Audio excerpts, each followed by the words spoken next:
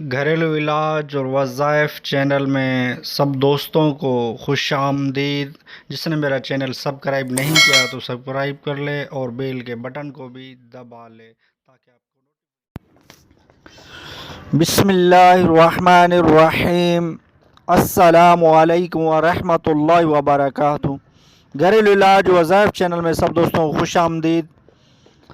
آج انشاءاللہ ایک ایسا وظیفہ عرض کیا جائے گا، یعنی کہ ایک ایسا علاج بتایا جائے گا۔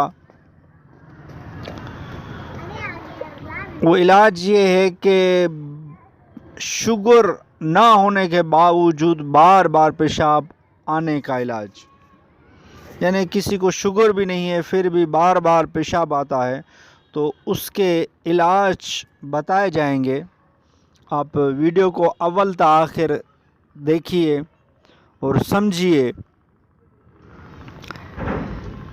ذیابیطس نہ ہونے کے باوجود اگر بار بار پیشاب آ رہا ہو تو، یعنی شوگر نہ ہونے کے باوجود اگر بار بار پیشاب آ رہا ہو تو ارد کی دال چند گھنٹے بھگو کر نرم کر کے پیس کر حسب ضرورت شکر ڈال کر اصلی گھی میں بھون لیجئے۔ یہ حلوہ مناسب مقدار میں 7 دن تک روزانہ 3 بار کھائیے۔ ساتھ میں روٹی اور دہی کھانا زیادہ مفید ہے۔ یہ علاج کریں انشاءاللہ بار بار پیشاب آنا بند ہو جائے گا۔ اور ایک اور علاج بھی میں بتا دیتا ہوں۔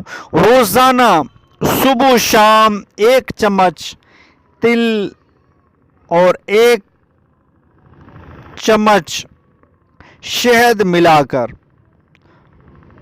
خوب چبا کر کھائیے، انشاءاللہ پیشاب معمول پر آ جائے گا۔ یعنی کہ روزانہ صبح شام 1 چمچ تل اور 1 چمچ شہد، یہ تل اور شہد 1 چمچ ملا کر یعنی خوب چبا کر کھائیے۔ اس کو چبا چبا کر کھائیے، پیشاب معمول پر آ جائے گا۔ جتنا جیسے معمول ہوگا وہ صحیح آئے گا، یعنی کہ نہ بند ہوگا اور نہ ہی زیادہ پیشاب آئے گا۔ تو یہ علاج کریں انشاءاللہ کافی فائدہ ہوگا۔ اور ایک اور بھی علاج میں عرض کر دیتا ہوں پیشاب بار بار آنے کا۔ روزانہ رات کو 3 بادام پانی میں بھگو دیجئے اور صبح چھلکے اتار کر نہارے منہ کھا لیجئے۔ اس سے بھی بار بار پیشاب نہیں آئے گا۔ تو یہ علاج کریں انشاءاللہ کافی فائدہ ہوگا۔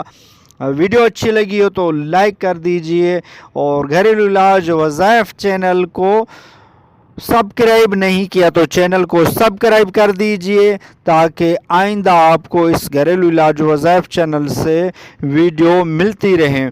بیل کے بٹن کو بھی دبا لیجئے تاکہ نوٹیفیکیشن آپ کو ملتا رہے۔ نیکسٹ ویڈیو میں ملتے ہیں۔ خدا حافظ۔